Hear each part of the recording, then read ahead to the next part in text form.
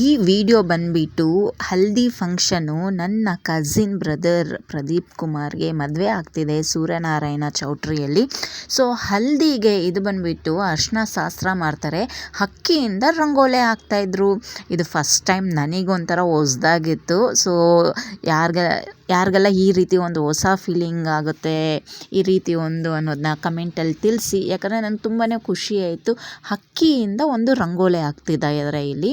ಏನಕ್ಕೆ ಯಾವ ಥರ ಅಂತೇಳಿ ಈ ವಿಡಿಯೋನ ಫುಲ್ಲಾಗಿ ನೋಡಿ ಗೊತ್ತಾಗುತ್ತೆ.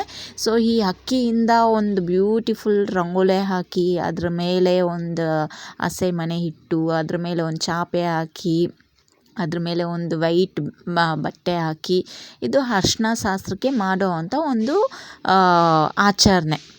ಸೊ ತುಂಬ ಚೆನ್ನಾಗಿತ್ತು ನೋಡೋಕ್ಕೆ. ಇದು ಇಷ್ಟು ಜನ ಒಂದು 5 ಜನ ಮುತ್ತೈದೆಯರು ಬಂದು ಅಕ್ಕಿ ತಗೊಂಡು ಆ ಡಿಸೈನ್ ಮಾಡೋದು,